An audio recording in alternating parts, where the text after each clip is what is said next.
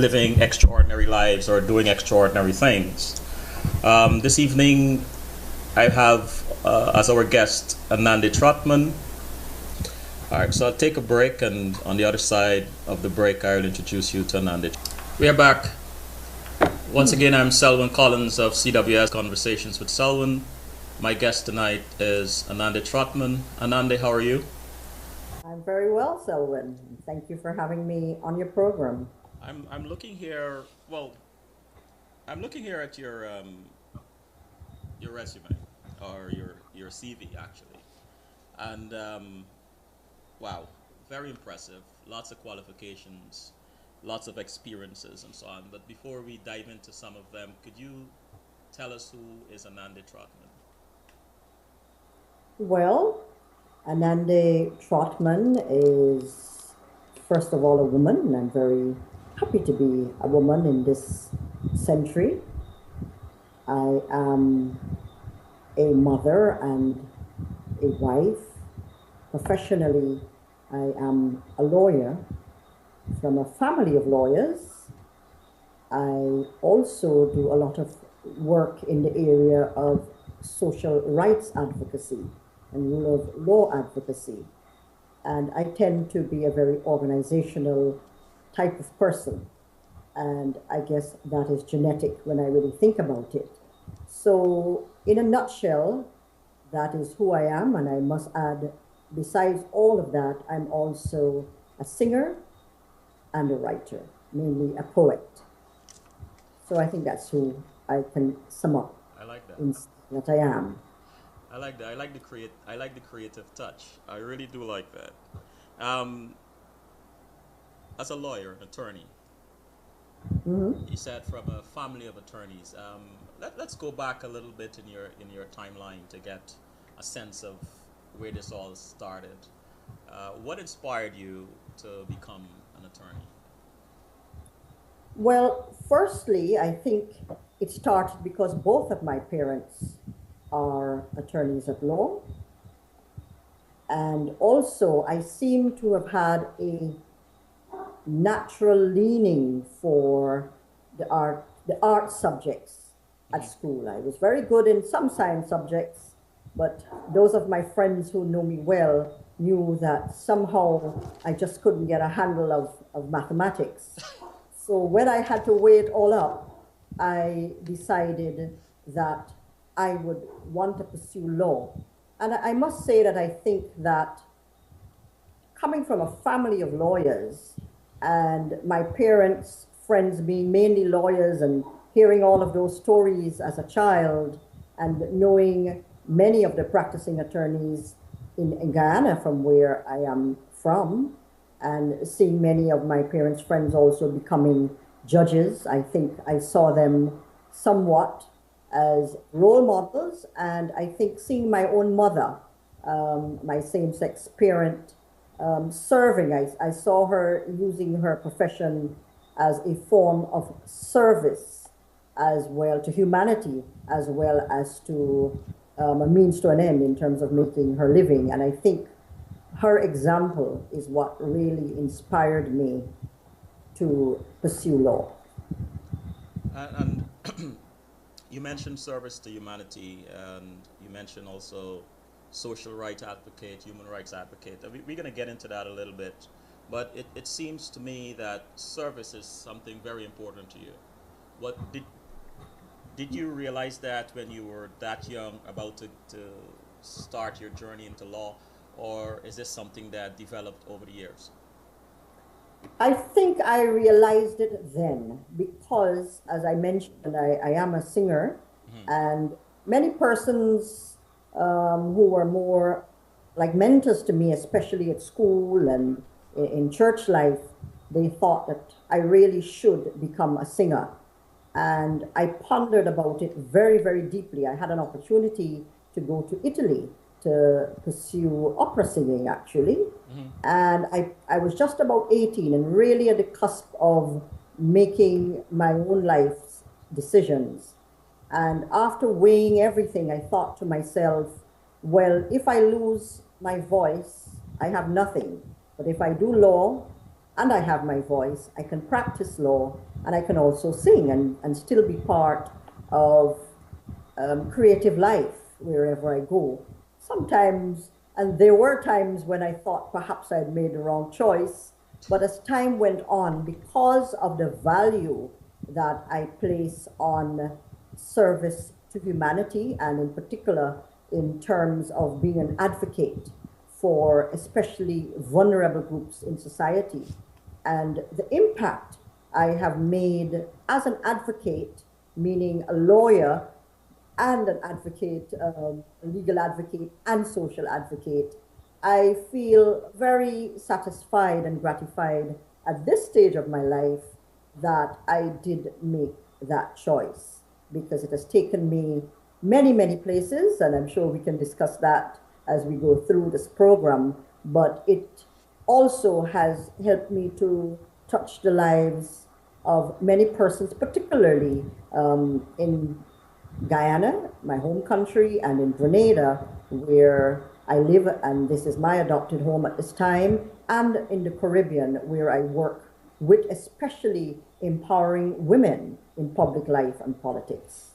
Wow. You know, I listened to you just now, and I'm thinking you've touched so many different bullets of questions that or areas I would want to delve into, and it's as if you're just making my life so much easier. But then you've always been an easygoing person, an easy person to get along with, and I guess as the show progresses, the audience would recognize that. You mentioned mentors, Yes. and when you were just about, again, you mentioned the cusp of making this making your own decision as a young adult, and chose to do law. You had this. You realized that it was more beneficial and more important for you to have something to fall back on. Law was your choice, and also it would be wise to do law and have your voice. At that point, who would you say were your well, how important were mentors to you at that point, at that age? At that age, I think it was more about believing in your own dream. Mm-hmm. But my teachers, I would have to say, in fifth form and in sixth form, also encouraged me. I remember I had a history teacher and an English teacher at my first high school, that is St. Joseph's Convent High School in Georgetown, Guyana, and they really encouraged me. They saw my talents and my leanings, and they really encouraged me. The other person during my school life at that time who had encouraged me was Sister Celine Marie. She was a deputy headmistress. She was originally from Germany, and she was a nun, and her life's mission was to come to Guyana and shape young women, girls, and later boys at that institution. And she was also the head of choir at St. Joseph, the Glee Club. And there too, she encouraged me and encouraged me to do a lot of solo work with that Glee Club. And I remember meeting her sometime afterwards, and she expressed great surprise that I had actually become a lawyer, because she was very certain that I would either become a doctor. And the reason for that is that she was my biology teacher, and I was her top student up to a point when I decided, well, I think I would go towards the arts, and I left that. And also because of my singing under her tutelage, she felt that I would pursue a fine arts degree. But going on to Bishop's High School, which I believe is also your alma mater, if I'm not mistaken. You're right. That brought me somewhat into a different culture and thinking. And again, I remember Mr. Hussein, who was my literature teacher, and he said to me, the way you speak, the way you understand literature, I think that you are very gifted in terms of the use of your voice and in the areas of advocacy. So once those teachers especially began to show that they believed in you and your talents. I think that was the beginning of me understanding what mentors were. Also, I must mention the person who discovered that I had a singing voice, and that was Italian trained opera singer Barbara Barros Van Prague. And she had returned as a missionary from Italy to Guyana, and I happened to become a member of her singing group. And I guess because she was an opera singer, and I don't know how I adapted so well, but I was one of the voices that soon was defined as a lyrical spinto soprano.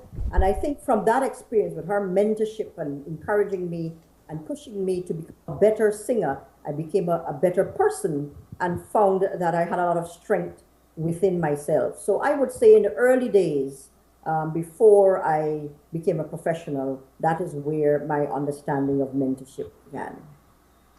What a journey from St. Joseph's to Bishop's, a different culture, yet you adapted well, discovered all these strengths and so on, and you moved on. Um, uh, what when you moved on into law, in your journey into learning law or studying law, um, what were some of the challenges you faced? Are some of the challenges that you faced and overcame? Well, initially, I did go to the University of Guyana. Yes, I did go directly at the age of 18 to the University of Guyana.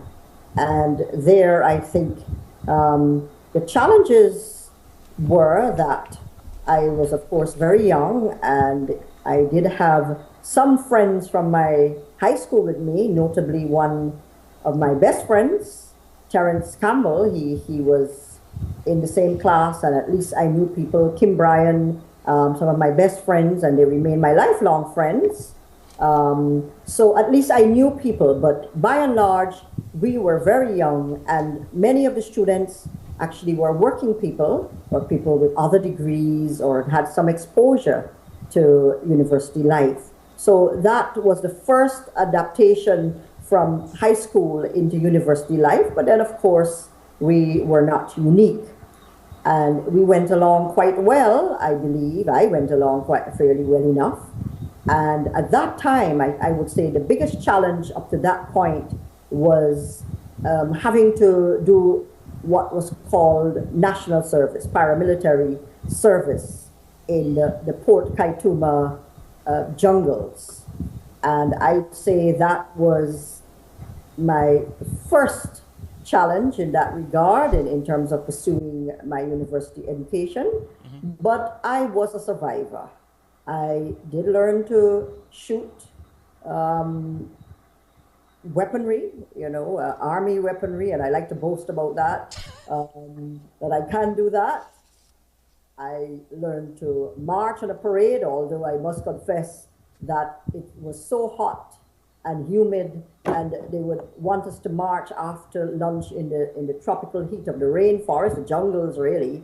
And I often found ways to drop out until my friend said to me, "Well, how would you feel having made all of this sacrifice? And when the time comes for the passing out parade, you're not in the passing out parade." So I quickly cured myself of that notion of just allowing myself not to really be a part of the grandeur of a passing out parade.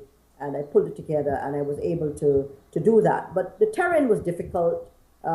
Food supplies at that time, the receipt of supplies from Georgetown was also difficult. We were expected to farm and grow what we ate, but that sometimes was a challenge subject to weather and so on.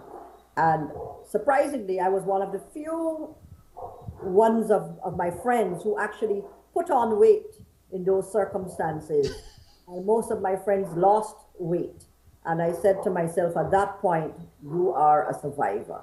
And, it has that kind of drawing on who I was within has carried me through some very difficult patches from time to time in the course of my life so far.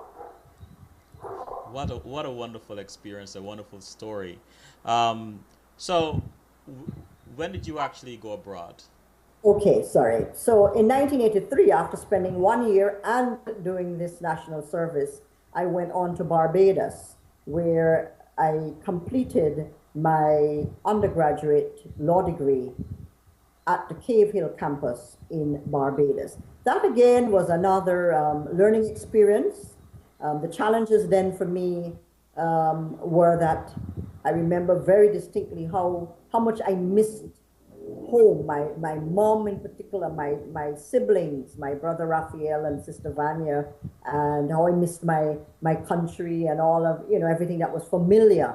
And I think that is when I really knew that I had to grow up, and also I had to buckle down and make sure that I got out of that university and out of that law program so that I can continue on with my career.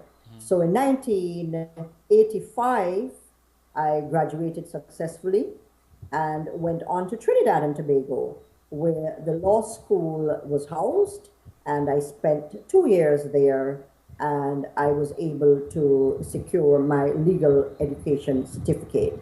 So in 1987, I became an attorney at law, and that allowed me to practice throughout the length and breadth of the Commonwealth Caribbean. And that makes it now exactly 25 years since I have become a lawyer, and I am a lawyer.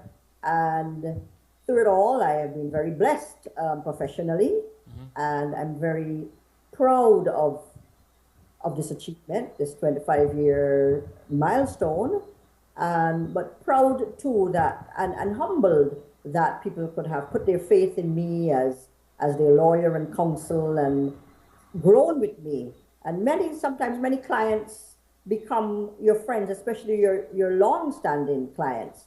I've had people who have been my clients for a very long time, and even when I moved here to Grenada, where I am now, I actually then went from the private sector into the public sector. But I'm sure that is quite another story that we'll get to. Right. Um, when you were very young, and from St. Joseph's to Bishop's High School, you talk of the cultural difference, and then you, during your journey to become an attorney, a lawyer, you went from Guyana to Barbados and then to Trinidad, different culture. So it was kind of like a preparation for your trip to, or your migration to Grenada. What was that like? What precipitated that, leaving Guyana for Grenada? And what was there a culture shock, and what was that like? Well, actually, I seem to be a bit of a traveler. Uh-huh. And what precipitated me coming to Grenada was that I went to a conference, actually a law conference. I was then the president of the Guyana Bar Association, and in that capacity, I sat on the Council of Legal Education, which had oversight for legal education throughout the Caribbean region. And I went off to Jamaica on this Council of Legal Education conference. And during the course of that conference, I was introduced to a gentleman who was from Grenada, and he happened to have been the Attorney General of Grenada at the time. And as things transpired, he seemed quite determined. At that time, I was single. I had been married and divorced, and I had a son, my son Jonathan. And he found his way all the way to Guyana and wanted to meet my family, and was very persistent and consistent and determined. And that is how I ended up being wooed to Grenada. And I must say that I've come here and I have assimilated here very well. And the people are very similar to Guyanese in the sense that they are very warm and friendly. And it is a beautiful country. It's very green, and that aspect of it reminds me very much of, our own rainforest type of setting. And the beaches are beautiful, and so yes, I went through withdrawal symptoms, when I came here, and I was very much in denial that I was living in Grenada for quite a while. I kept traveling back and forward to Guyana, and I had my law practice there with my family, my mother and my brother and I. We founded a law practice in Georgetown, Guyana, and I spent a lot of time traveling back and forward. However, I became the Solicitor General of Grenada, and of course, those kinds of responsibilities soon put a halt to my traveling that far south as regularly as I once did. Tell us a little bit about that. Coming from Guyana um, to Grenada, and then being appointed Solicitor General. How was that possible? Well, I actually entered into the Ministry of Legal Affairs as a senior legal advisor. Mm-hmm. And at that time, the Commonwealth Secretariat had actually provided Grenada with a Solicitor General who was British. And the understanding was that there was a gap there in terms of um, able legal personnel within that ministry at that time. And he was supposed to leave after 2 years, and after that period, it was expected that someone would, from Grenada or within that ministry, would take up the portfolio. So after he left, and based on the time I spent there, as fate would have it, I was able to perform well enough to be considered as the obvious successor. So even before he started to pack up, he began to hand over to me, and I was thrust into that situation of great responsibility, I must say. And that was one of my life changes Mm-hmm. as a legal professional. Um, they were very good times, and they were very challenging times because anyone who has served in a legal affairs ministry would know that everything that comes across your desk is a crisis. And very likely and very often, it has been bungled up somewhere. The matter has been bungled up somewhere way, way before it ever hits your ministry and your desk. So you are a crisis manager at that point. So from that point of view, I dealt with a lot of crises, legal crises at a national level, and sometimes even at a sub-regional level here in the OECS with telecoms issues and so on. But it was something that one of the experiences that I've had that I found really helped me to grow and develop, and I cherish the experience, and it sure put me in good stead because I'm now back into private practice in a small, once again, family firm, this time with my husband. And because of that experience serving Grenada in a public sense, in public life, I have made many, many connections and friends and my colleagues, public officers. Um, those networks or that network has really stood me in good stead now that I am in private practice. Also, while I was in government service, because of my inclinations, I continued to work with children's rights, child rights, and women's rights. And even though some people frowned on that, I knew who I was and what I was good at and what I wanted to do. So besides negotiating for the state in terms of setting up tourism developments and having foreign direct investors come in and be part of those negotiation teams and sometimes leading those teams on behalf of the government of Grenada, I also remembered that I have a greater purpose, and sometimes I need to reach out to the vulnerable and people in need of empowerment and to speak out where that was warranted, and I did that too.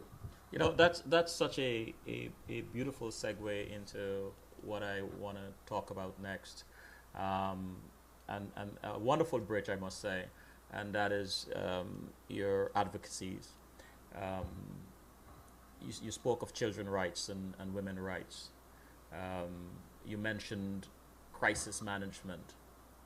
Now, there is a crisis, as we all know, in the Caribbean, women crisis. We are both Guyanese, so let's focus on that. Women being abused in Guyana, children disenfranchised. But I want to focus on women's issues for a little bit. As a strong woman, obvious by your track record of success, how do you feel about the state of affairs or the state of women's affairs in Guyana today? Okay. I got into women's rights and human rights because I was the president of the Guyana Women Lawyers Association. And talking about mentors, I remember in particular Justice Desiree Bernard, who is now a judge of the very august Caribbean Court of Justice. She was the founding president of that organization. And when I qualified as an attorney, she asked me to come on board with that grouping immediately. It was formed just around that time when I had graduated. My mom, again, she was very integral, and she became a president of that association. So I succeeded them, that generation as well, when I came up. But that is where my passion and understanding of public legal education and working with women and their rights and educating them really began. So I just wanted to point that out. Now, looking specifically at the situation in Guyana, I understand that Guyana in particular has some very, very concrete laws for the protection of women. As a matter of fact, I was elected to the Constitution Reform of Guyana Commission of Guyana in 1999 by women's organizations countrywide, and I was expected to ensure, or my mandate was at that time, that women's rights at every level would be substantively included in the Constitution of Guyana, and I succeeded in ensuring that was done. So women are protected from the top to the bottom in terms of laws. So the problem of abuse obviously is not a legal problem in Guyana. And I want to say here that it is not a problem that is unique to Guyana. Right. It is symptomatic of what is happening in the rest of the region. But focusing specifically in Guyana, on Guyana rather, and the work that I did there up until I left, I would say that a lot of it has to do with cultural approaches of men to women and women to men. The same principles that apply everywhere of patriarchal systems, of what many women legal advocates and theorists speak to, the binary systems, the male and female divisions of society that date back to Greek civilization and has come through our Western civilizations and therefore colonies such as Guyana, which of course now is an independent state. But we have inherited philosophically, legally, in every aspect has been imbued into our culture that women are inferior to men. They exist mainly in the private sphere. Then we have this clash of concepts where women are expected to be in the home, to be subservient at times, be the bearer of the children, be literally the cradle bearers and makers of the Guyana civilization or the Caribbean civilization. And then what happens? In the middle of all of that, women begin to be encouraged by, for example, or through the work of the United Nations, UNIFEM. We've had many, many women advocates. I've spoken of Desiree Bernard. We've had Magda Pollard, Hazel Halley Burnett, Many women of that, Viola Burnham, we can speak of so many of them, Sybil Patterson, and many, many groundbreakers. And so, therefore, what began to happen was a change in culture. And women then began to become educated. There was the University of Guyana, which enabled many women to become educated and to hold degrees for the first time by staying right there in Guyana and being able to do so. There was the Teachers Training College. So women then began to get up, so to speak, in society and in the job market, and obviously apply themselves as women sometimes do, girls in education and so on, apply themselves very well. And this in itself brought its own tensions. So that is one explanation sometimes as to what triggers abuse. Then, of course, we have sociological factors that are not, again, unique to Guyana necessarily, but they may be more predominant in different ways and in different regions of Guyana.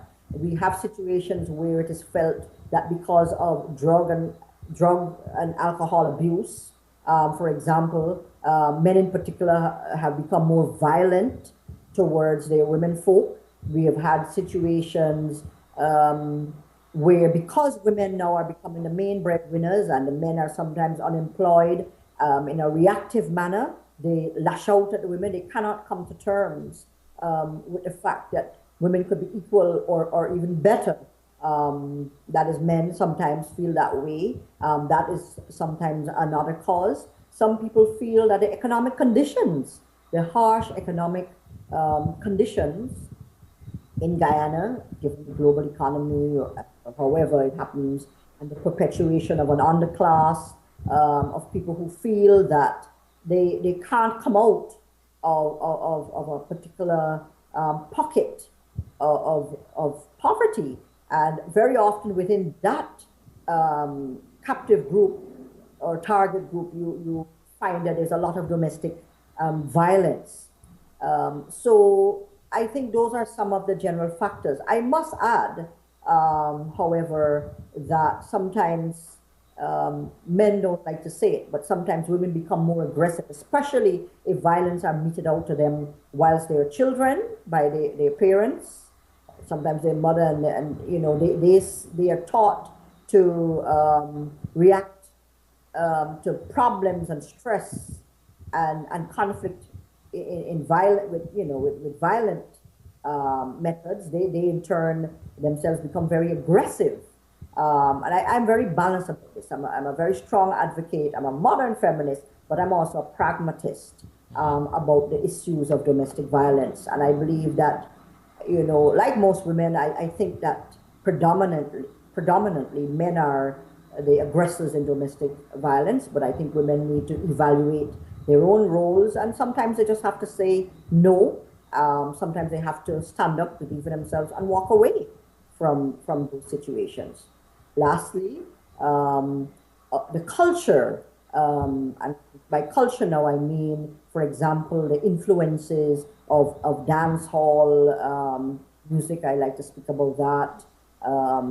Sometimes the disrespect that is visited upon women folk through that particular medium of culture and music and raw jokes and so on, that too breeds a certain kind of disrespect that enables violence against women. But of course, I can go on and on. This is one of the areas in which I have done a lot of work and continue to do here in Grenada, having just completed a strategy to end gender-based violence in Grenada as a consultant for the government of Grenada. So I can speak about this all night. But Well, I'm sure. if I may just interject for one second, and that's just to say that that is a good reason to have you back on the show, Anande, because that's very important. You know, gender bias violence and violence against women and so on and so forth. Um, Yes, I'd yes, share more. I would love to have you back on that because it's very important for everyone to recognize the importance of women in every nation or in any nation. But I don't want to be too long on this tangent. So please continue. I just want to throw that out there that I would love to have you back at some point to talk about that.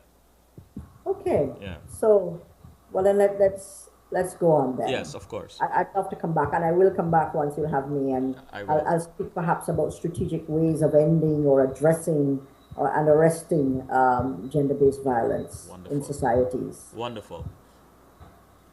Yeah, so I just want to go to the chat room for a bit.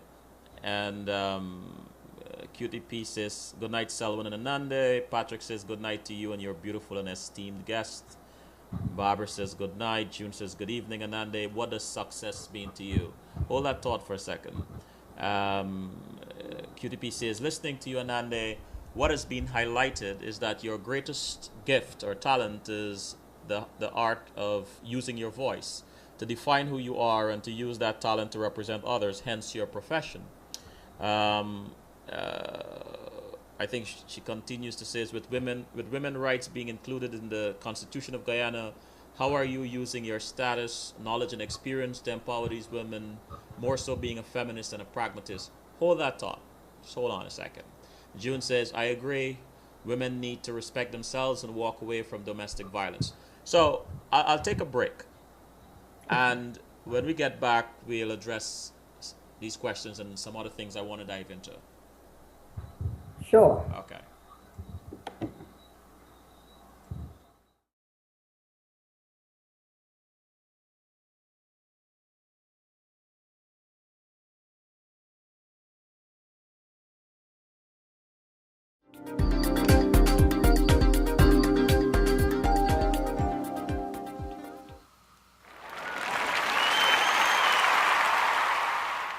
For those of you who are now joining us, I'm Selwyn Collins of CWS, Conversations with Selwyn.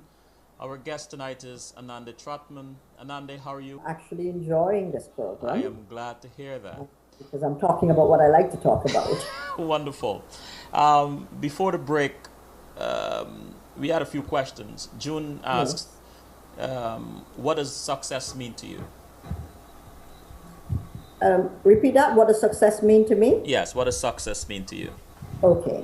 Well, success for me is the satisfaction I feel from the work I do, because I'm very passionate about being a good lawyer. I'm very passionate, and I take my work very seriously. However, I'm also very passionate about my advocacy, as I said before, in the area of women's rights, obviously, and child rights, because my work with women took me to child rights. And especially when I've worked with children, I've also had a lot of satisfaction. Here in Grenada, I sometimes, as I travel through the island, it's not a very large island, but people will call out to me by name children, because I have done, quite a lot of advocacy. I've been the chairperson of the Coalition on the Rights of the Child for quite a few years, and I've also been the chairperson of the Grenada Adoption Board. I've served on the Child Welfare Authority. So when I see results from that, I see children knowing that they have rights and they also have responsibilities, and I can speak to adolescents. I speak on juvenile young people who are in conflict with the law and so on. So, I've touched on a lot of the issues. I get a lot of satisfaction, and to me, that is success. Success, too, is when I win a case in court, of course. I get a lot of satisfaction from that. But also, I've been working with women in politics in the region, and some of them have literally won. Some of them, even when they didn't win, their successes have been recognized when they have been made, for example, presidents of senates or senators and government ministers and so on. I get a lot of satisfaction, and for me, when I see that, and this is from a professional standpoint, from an advocate standpoint, that kind of satisfaction I get from seeing those tangible results is success for me. Thank you. Anande, you mentioned child rights. I want us to answer the question that QDP asked about empowering women and, um, being a feminist and a pragmatist. I want to get to that. But there's a question that's forming in my mind about when you mention children advocacy and you mention speaking to adolescents and young adults. And the reason why I want you to, at least the adolescent or young adult group, because it is very, very close to me in the sense that, one of the reasons why CWS is in existence is because I believe that, and there's an old adage that the children are our future. And one of the things I ask our guests is to, at the end of every show, or most shows, is to give a few words of wisdom or advice to young adults. So I would like us to address that a little bit after you answer these other questions. So let me repeat the question. So QDP says, women rights being included in the Constitution of Guyana, how are you using your status, knowledge, and experience to empower these women, more so being a feminist and a pragmatist? Okay. Now, my work started in Guyana.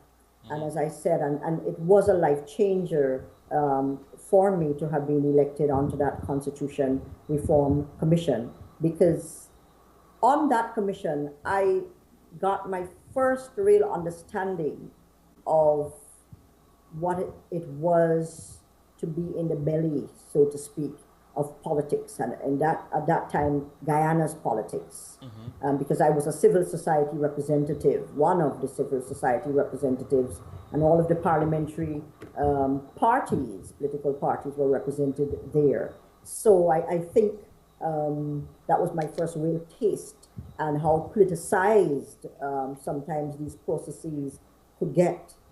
So I used those experiences, my work with women, and I stood as a candidate, as a national candidate, because I felt that women needed role models, and I stood as a national candidate for the Alliance for Change in Guyana's national elections. Not this one, but the previous one. I believe that would now be in 2006 it was.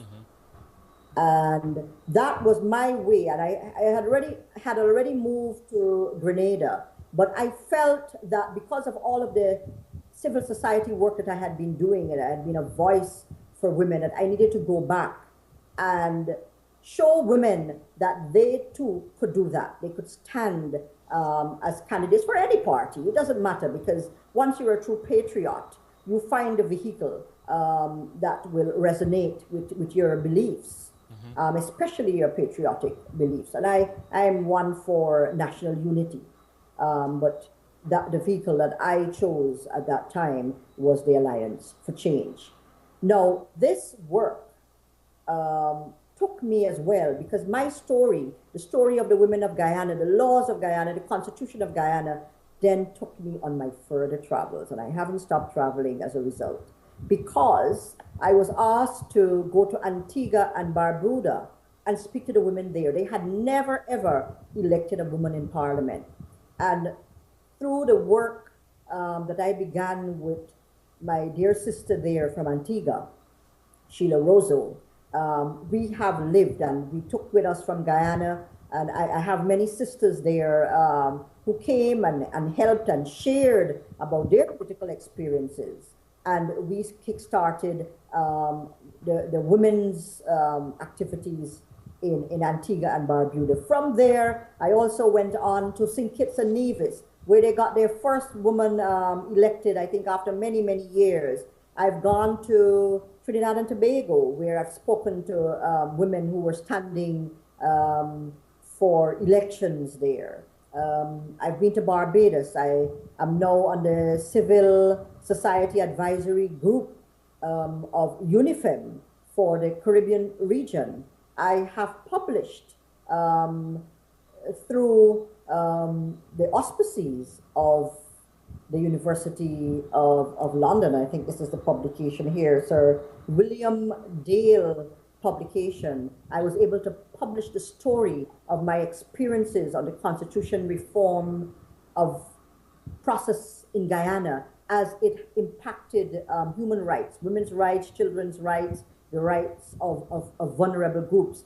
And my thesis there in that article was that constitutional reform really provides a window of opportunity for us to have our rights of our vulnerable peoples. If I may ask for those who are interested in listening, where can one get a copy of that? I would say that the University of London bookshop would be the best place to get it. It's called, this particular journal is called the European Journal of Law Reform. Okay. And also you can get it from the bookshop of the Institute of Advanced Legal Studies at the University of London, in London, England, Russell Square, actually. So, you know, my work in terms of what I do, and I could go on and on, but, you know, summing it up, and I've continued to work here in Grenada, where I live, with the Grenada National Organization of Women. I'm one of their legal consultants, and I've helped them to shape a policy, a draft policy and bill, which was presented to the government on sexual harassment laws. I've gone to represent Grenada to the United Nations in Geneva. I've gone twice, as a matter of fact. I was there this year. Firstly, in 2010, I went to the committee on, to do with the Convention on the Rights of the Child to represent NGOs. And then this year I've gone with respect to representing the NGOs, representing women, and to tell the UN committee what is the status of women here in Grenada. So that aspect of what I began in Guyana has taken me throughout the region and now further afield. So that answers the question perhaps in a wider way than may have been intended, but I think that would sum it up. Wonderful. I wanna explore that question a little bit, the last part, if you don't mind, about a feminist and pragmatist. You mentioned you're a modern day feminist, but you're also a pragmatist, and you kind of cited an example of or issues that some women faced or some men faced, where some women tend to be aggressive and men don't talk about it, and so on and so forth. Could you give an example of where your pragmatism sort of balanced or gave you access to be fair in a situation where if you were just strictly a feminist, you probably would have been biased? Is that too complex? I mean, I know you're a seasoned and accomplished attorney, so that shouldn't be too complex. Okay, I'll give it a shot, Selwyn. Yeah, thank you. I trust it's not a trick question. No, it's not. It's not. Well, I'm a pragmatist. I think I've lived enough life, but to understand life a lot better than I did, let's say, when I was in my 20s. And I like to say that I am a feminine feminist, and I make no apology for it. I have no problem if a gentleman wants to buy me dinner to open a car door for me. I accept compliments. I'm okay with that. In other words, I'm not fanatical about it. Mm-hmm. But what I'm very strong about in terms of being pragmatic is that we need to, own as women, own up to our roles as women vis-a-vis our relationships with men. Very often, we sometimes as women enable and encourage abuse in indirect ways and very unwittingly. Mm-hmm. You know, And I'll give you a story about pragmatism and experience. You know, I have one child, and that child happens to be a boy, a man. Well, now a man, he's just 18. And because of the work I do, I always said to myself, maybe God knows why he gave me a boy, because that way I kept my balance. And I understand that he needs as much protection of the law. He needs as much encouragement to ensure that his self-esteem is as healthy as any of the girls who are doing so well, excelling so well in our educational systems here in the region, the Caribbean region. And so from that point of view, and I believe in substantive equality, and I believe in affirmative action, and therefore I know that women and girls, all this while, we have needed that extra attention in terms of the laws, in terms of being told that you need to be educated, in terms of being told that you are equal, you have a right to equal opportunities, to equal jobs, to having equal spaces in your societies. You have a right to be and to being and to your bodily integrity. But likewise, I believe that this can sometimes lead to imbalances as well.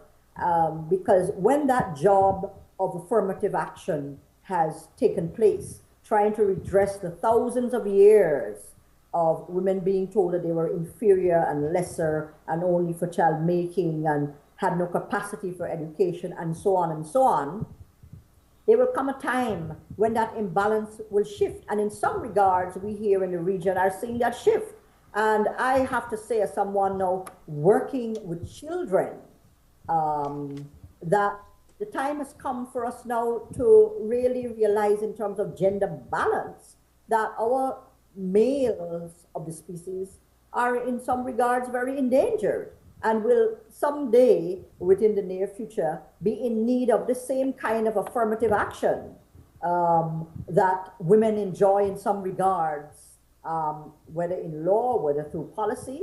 So from that point of view, I am very pragmatic. I am very into gender balance. I am not your typical feminist who does not believe in marriage or spouses or partners. I am very much your modern day feminist. And what I found very striking here in Grenada, because of all the advocacy I do and so on, I sometimes have the opportunity to be on television representing some of these NGOs, or sometimes, you know, as a guest speaking on social issues. And in terms of response, most of the clients who come to my office for family-related matters happen to be men. And that struck me because whereas in Guyana, I had a lot of female clients in terms of family law issues, I find here men feel that I can understand them. I can speak to their issues as well.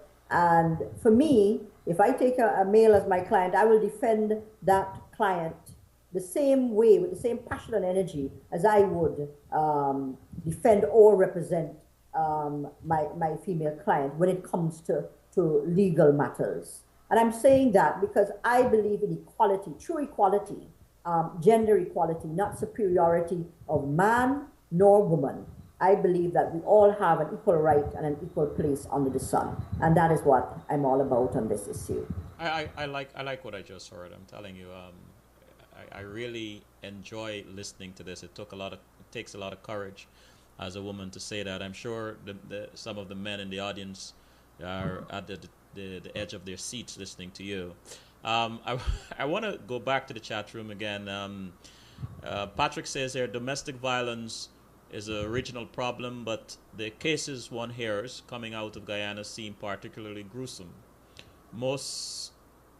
Patrick, this word here, you're going to twist my tongue. I'm going to spell it. Oxyricides? Patrick? Anyway. Or oxymoronic. No, it's not oxymoronic. UXORICIDES. You know, I would have given him a 50 in English for this word.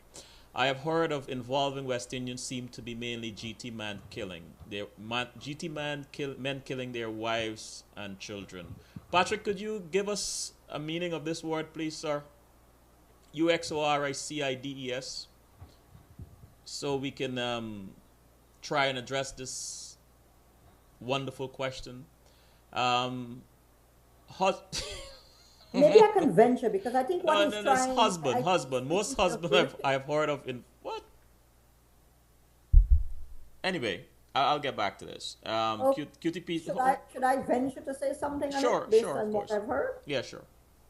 Okay. Well, I think it seems from the question that he's really concerned about the horrific turn of domestic violence in Guyana. And indeed, it's very troubling because besides just domestic violence, I am finding that in Guyana, in terms of life, the sanctity of life and the right to life, people there need to come to terms, civil society needs to come to terms with the fact that life seems to be cheap. And I know that I am not necessarily for the death sentence, and in terms of criminal punishment, I am not a proponent of hanging. But some people would say the proponents for hanging used to say, well, when you hear that the first one got hung, that puts an end to it for many years and so on. But something is going very, very wrong because not only are we seeing incidences of murders, but we're seeing murders, suicides, and we need to go a little deeper. These are sociological issues, and I wonder whether it is related with helplessness, hopelessness, rising infidelity. I mean, these are sometimes triggers that lead, cultural triggers, changing lifestyles, drug use, the kinds of lifestyles that perhaps the parents, we would hear that no matter what, in the old days, people just would not divorce. No matter what was happening, they would just suffer through it all, and for the sake of the children, for the sake of being treated or looked on as good people or good Christians or good Hindus or Muslims or whatever, but they just stuck it through and to the death. But no, there's a lot of changeability in modern life. Also, sometimes we have to wonder in terms of the stimuli that comes to us from the multimedia. What people now see in these movies and so on that are so accessible. You can go, and if you have a video machine of any sort, you can go and buy a CD-ROM or CD or whatever. You can watch it on your computer, whatever. But the point I'm making is even the movies that are made now seem to be more violent, and that perhaps takes us to violence as people. We, in this particular generation, we seem to be desensitized when it comes to violence, and there's an escalation of violence. Also, it seems as if people cannot handle conflict and anger. They do not manage anger well. And this means that this is a very deep-seated cultural, national, educational, cross-cutting kind of problem. And the answers are many and not single. So I think a real socio-economic and socio-cultural analysis has to be done with respect to Ghana for us to really, really get to the bottom of it. And the more I study and understand all of this doesn't start at the end. It starts at the beginning, right there in early childhood, when we are not doing something right in terms of the family unit. And I'm not saying nuclear family, father, mother, because we have to be pragmatic again. I'm speaking whatever our family unit is. There seems to be a problem in terms of what we are teaching our children in their earlier years, in their formative years. Or are we letting the television and the multimedia babysit them and teach them lives of violence, for example, through the cartoons. We know the cartoons have a lot of violent content. So in other words, they're becoming desensitized from very, very early. I think this generation, we owe it to ourselves to really rethink and regroup in terms of what it is we are really teaching Generation Next. So QTP says, Anande, I think that since you are so well placed as it relates to dealing with all these social issues over the Caribbean, as it relates to women, young adults and children, what is your contribution as a daughter of the soil as it relates advocacies for art? Let me just give me a second, Ananda. Let me see, Sure. as it relates advocacies for these groups to address the area of abuse in Guyana, even if it means constitution reform in Guyana. All right, I'll try it again. It says, I think that since you are so well placed as it relates to dealing with all these social issues over the Caribbean, as it relates to women, young adults, and children, what is your contribution as a daughter of the soil, as it relates to advocacy for these groups to address the area of abuse in Guyana, even if it means constitution reform in Guyana? Let me just get the last part of that question. Right. To say as it relates advocacy for these groups to address the area of abuse in Guyana, even if it means constitution reform in Guyana. All right. From the age of 23 all the way up to the age of 36 when I left Guyana for Grenada, I did my turn in terms of advocacy with respect to especially women's rights, domestic violence, and so on. In terms of the constitution reform, I've left a legacy that is now being looked towards by the other countries in the region and perhaps even further afield. So I'm saying that to say that for me, I also believe in passing batons. And I'm hoping that other people would have seen the work I did, and I would have been a role model to inspire other young people and young women and women generally to keep that flame burning. I also remain connected to the Guyana Association of Women Lawyers, where all of that started. But of course, my own immediate responsibilities and now regional responsibilities will take me a little further. In other words, I've laid the foundation in Guyana, and I must say how invaluable my experiences there now are in terms of serving me, in terms of going onwards and sharing my experiences. For example, when I was in Geneva last, I recall after I was able to answer all of the questions that were thrown to me and to be of assistance to the CEDAW committee, I was complimented by the chairman of that committee personally, who came over and complimented me based on how I was able to share and relate and to show such understanding of the issues.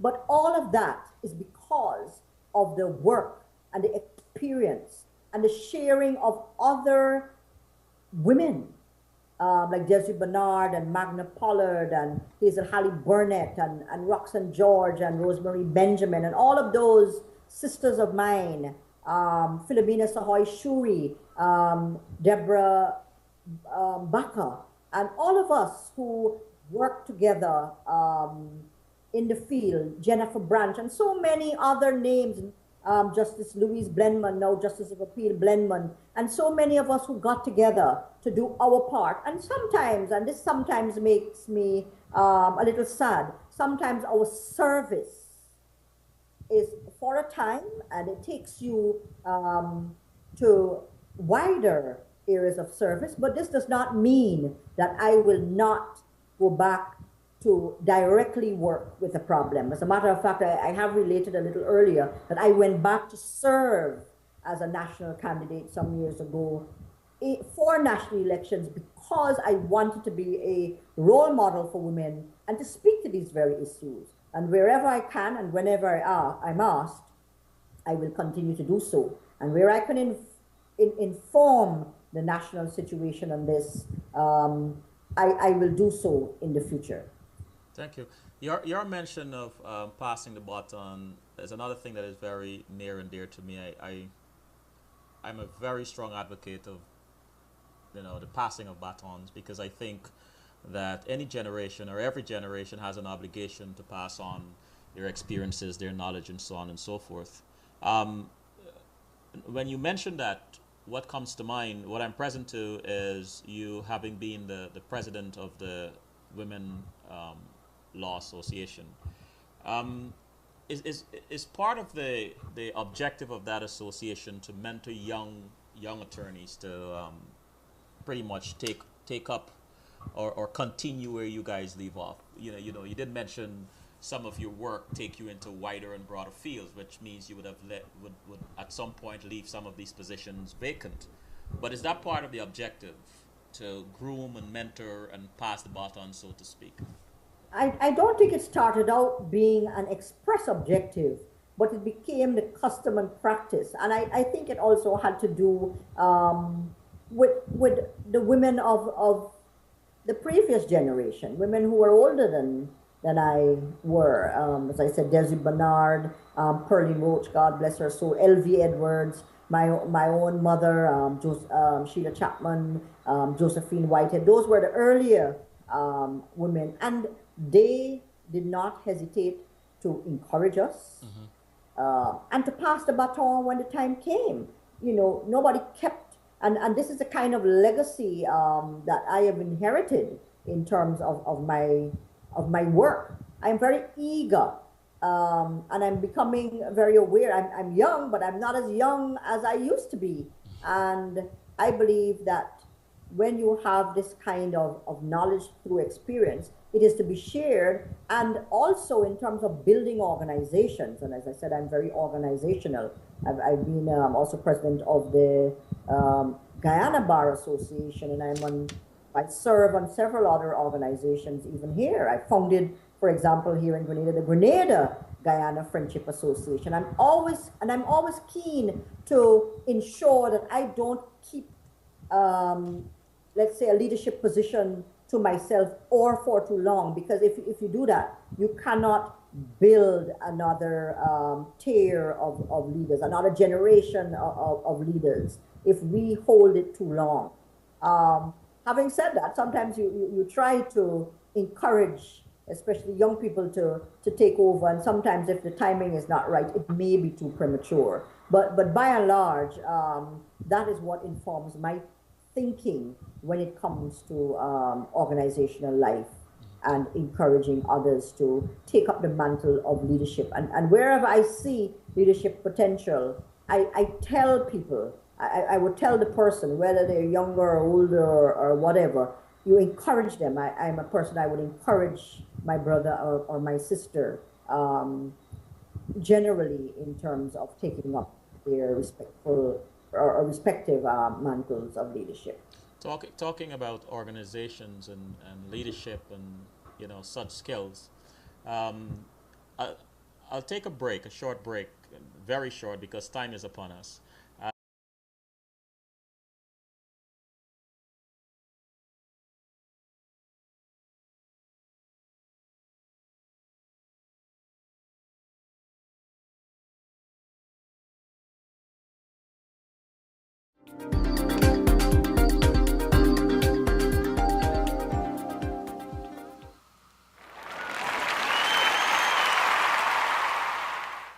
You mentioned organizations and leadership and so on, and I was wondering how did your being president and being head of many of these organizations, how has that impacted the region? How does that impact? I missed the How last part. sorry, how has that impacted the region? How Being does that impact the region? yeah. Okay, that would just, the answer would just elaborate. a little more on some of what we've discussed, but perhaps let me speak to two other organizations that I haven't spoken about and that I've been fortunate to be part of. I'm actually I've been a member of here in Grenada of the National Telecoms Regulatory Commission. I've been a commissioner, and that is part of a sub-regional telecoms regulatory authority called ECTEL. So my work in terms of leadership in that field impacted the region because we made decisions that had far-reaching consequences for example, breaking the monopoly of a particular telecoms provider and seeing new ones come in and making sure that they were suitable regionally, but more specifically locally here to Grenada. So again, that is one area in which I've worked, which has had an impact regionally.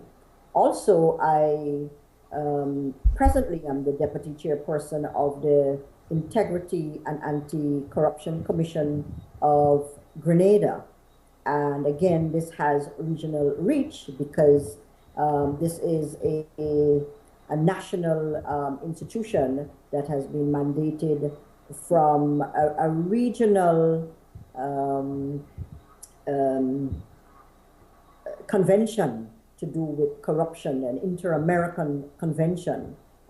So that means we are expected to work very closely with other such organizations in the region. In particular, we've had relations with persons, organizations to do with corruption and integrity in Dominica, where there's a similar commission. We have had relations with such organizations in Jamaica and in Trinidad so far. I'm saying all of this to say that the work that I have done in those areas, the impact regionally. I've also, as I said before, I've been the chairperson of the Grenada National Coalition on the Rights of the Child. And because of that, I have worked closely with UNICEF at one point, and that took me, for example, to Barbados, where I was on Barbadian television as an advocate and so on this particular subject. I also, as I said, with respect to my work with women's rights, that work has taken me to Barbados, to Trinidad, where I've worked with the NGO network of women there. And this again has touched on especially women wanting to get into politics. I have worked with both government and NGO communities in Antigua and Barbuda. As I said before, St. Kitts and Nevis. I've worked with UNIFEM. I'm working with UNIFEM, and I expect to do a lot more work. And regionally, my work has also now taken me to a regional platform because I am one of the founding board members of the Caribbean Institute for Women in Leadership. And as a result of that, I have been mentoring, teaching in a kind of a virtual college. We move from island to island wherever there's going to be an elections or there's an election cycle which has an impending national elections. We will go in there, we will train women who are interested in either local government or national government or candidacy, and we will train them in between cycles or sometimes closer to the election cycle so that they are prepared and ready to face the electorate for their respective constituencies. So I do that, and coming out of that, I have lectured in St. Lucia before their last elections there. In Grenada, we expect that there's going to be elections coming up. Again, I have done work here along those lines, and again, I'm expected to do work for UNIFEM here to train women who are interested in politics pretty soon. As a matter of fact, within the next month, we are going into that level of training. And I also mentor women, young women especially, or women who are novices with respect to politics and advocacy. And I mentored two women in the last who are competing in the last St. Lucian elections. I have worked with a particular minister of government. We go in and we analyze the strengths and weaknesses. We go into their constituency offices. And two of those women are presently serving ministers of government. So, this is how my work has taken me regionally. And again, I represented Grenada at a colloquium as a guest of the Prime Minister of Trinidad and Tobago, Kamala Persad-Bissessar, as her personal guest to that colloquium. I think that would have been last July. So I was able to have the opportunity to chair sessions at that colloquium, which saw persons coming from the State Department and throughout the region, and even congresswomen from the U.S. Congress. So this work has taken me very far. I've also had the opportunity for further training in Washington and in Gainesville, Florida, as a result of this work. I have done hemispheric defense studies, having been identified by the U.S. government as a woman who is a leader in this area. And I've gone to the University of Defense, the Center for Hemispheric Defense Strategy. I've also done utility regulation strategies in terms of obtaining a fellowship to do so. So my work has taken me around, and I am very happy that I have been able to contribute nationally and regionally, and I hope that that will grow from strength to strength. Well said. And I feel, time is on us, and I feel cheated. There is such a vast reservoir of experience and knowledge, which I would love for you to share with the audience. And I would like to use this opportunity to invite you to come back soon. It is very important. Yes, it's very important to share. I want to venture into the chat room and, with all fairness, and read some of the things that have been mentioned here. Patrick had said our men seem less capable of handling stress or crisis. June asked, what are some of the soft skills for success do you pass on to others? Hold that thought. I don't think we'll have time to answer that, or maybe in your summary you can. QTP says, Anande, I am very proud of you and your achievements as a Guyanese and the contributions that you are making to the Caribbean. But in the same breath, apart from the paper trail that you have left behind, I feel like we are being robbed as Guyanese of your talent. Thanks for your hard work on women's rights. Hope to hear more of you and to use your talent. Great show, Selwyn. Thank you, QTP. Callie says, thanks for your keen insights. What reasons do women give you for your resistance not to enter politics? Sorry, I meant resistance and reluctance to enter politics. June, great show, Selwyn. Please bring her back. Patrick, would you ever consider going back to Guyana and run for president? And DSACB, holla, Nande, no questions, but you could pull a note or two. Just break out into song. Well, I'm so sorry that time is really is really holding us hostage here, and I want to close the show. My only comfort is that I know that you're going to come back at some point, and we can explore some of these questions. But it gives me an opportunity to say to you, thank you for your courage. You've said some things here today, especially about gender equality, that it's not new, but it's not spoken out so loudly and boldly, especially by a woman. Thank you for that. Thank you for the service that you're giving our region. Thank you for participating in all these different organizations and the contributions that you're making to the region. One of the goals of this show is to pass on information and to inspire and enlighten others, especially our young people. And hoping that when they listen to our guests, they can come away with something that can help them not only inspire and enlighten them, but encourage them to step beyond their limitations. And so, thank you. I want to ask you, though, in a minute or so, to just give us a few words of wisdom or advice that for young people who are listening to the show tonight can go away with. What I would advise young people is, and I would couch it this way: believe in yourself, even when others don't believe in you. Because once you do that, once you have faith and you are open to fate, FATE, and you remain optimistic, the way will be opened for you to be successful. But the bottom line is you have to believe in yourself. You have to love yourself, because if you don't, no one else will. I learned that along the way, and I take that with me, and I take my happiness with me, because it's mine, and no one can take that away. No one can take my joy away. And once I understood that, and know that I understand that, I am successful in being me and being happy. Thank you. Thank you so very much for coming on the show. And to the audience, thank you for tuning in. Thank you for lending us your time. I want to say good night. This is Selwyn Collins saying good night. Until next week.